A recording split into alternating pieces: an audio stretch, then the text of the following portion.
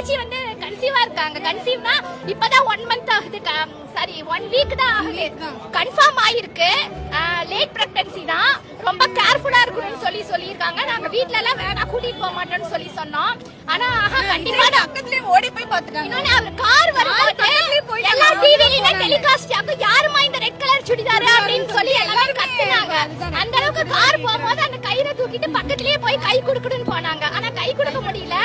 நிறைய பேர் என்கிட்ட நீங்க ஏன் டிவிக்கு அகைன்ஸ்டா பேசிட்டே இருக்கீங்க அப்படின்னு என்கிட்ட சொல்றீங்க. நான் எந்த கட்சிக்கும் ஆதரவும் கிடையாது, எதிரானவனும் கிடையாது. நீங்க பண்ற அக்கப்போரும் அநியாயத்தையும் பார்த்தீங்கன்னா சும்மா இருக்க முடியலங்க. இன்னொரு பொண்ணு சொல்லுது, என் வீட்டுல 9 பேர், நான் சொல்லிட்டேன் எல்லாருமே டிவி கேக்கு தான் ஓட்டு போடணும், அப்படி போடல சோத்துல உங்களுக்கு எல்லாருக்குமே விஷத்தை வச்சிருவேன் அப்படின்னு சொல்லுது. எங்க ஒரு ரிப்போர்ட்டர் கேக்குறாருங்க ஈரோட்ல ஒரு அம்மா கிட்ட, இந்த பிஞ்சு குழந்தை எதுக்குமா கூட்டத்தை கூட்டு வந்தீங்கன்னு கேக்குறாரு. அதுக்கு அந்த அம்மா சொல்லுது, இது ஏன் குழந்தை, ஏன் இஷ்டம், ஏன் நேத்து பிறந்த குழந்தைய கூட நான் கூட்டிட்டு வருவேன், எங்களுக்கு விஜய பாக்கணுங்க. ஒருத்தன் சொல்றான், விஜய் அண்ணாவை எப்படியாவது நான் தொட்டு பாத்துறணுங்க. ஒரு சில பேர் விஜய் அண்ணா பார்த்தது விஜய் அண்ணா தானா, அப்படி இருக்கிறாரு, அழகா இருக்கிறாரு, சுடுகாட்டுல இருந்து எழுந்து வந்த மாதிரியே இருக்குது அவர் பாக்குறப்ப அப்படின்னு சொல்றாங்க. எங்க அவருமே ஒரு சாதாரண மனுஷங்க, உங்களுக்கு ஓடுற அதே ரத்தம் தான் ஓடுது, உங்களுக்கு இருக்கிற அதே தோல் தான் இருக்குது, எல்லாமே அதே தாங்க.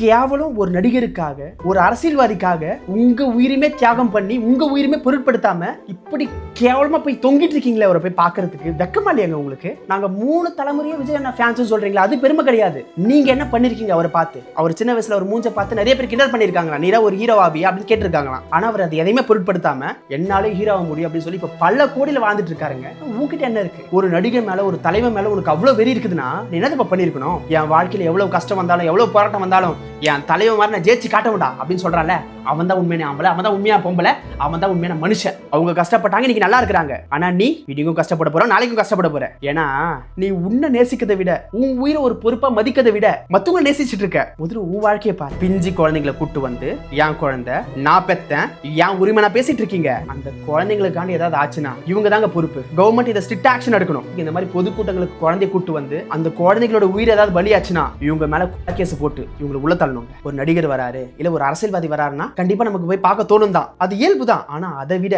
நம்ம வாழ்க்கை அதை விட ரொம்ப முக்கியங்க.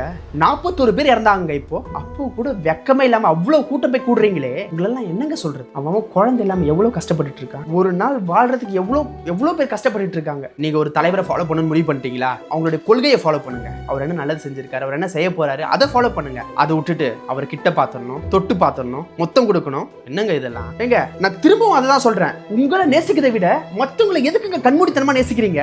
இந்த மாதிரி ஆட்கள் தான் ஒருத்தவங்க யாரா விட்டு போயிட்டாங்கன்னா சூசைட் பண்ணிக்கிறது, பைத்தியக்காரத்தனமா சுத்துறது, அவங்க வாழ்க்கையை ஆசைப்படுத்திக்கிறது எல்லாம் மத்தவங்களையும் ஆசைப்படுத்தி இந்த மாதிரி கேடுகட்ட ஆட்கள் தான் இந்த மாதிரி வேலையை பண்றது, சைக்கோத்தனமா. முதல்ல உன்னை நேசிங்க, உங்க வாழ்க்கையை பாருங்க, நீங்க முதல்ல மேல வாங்க.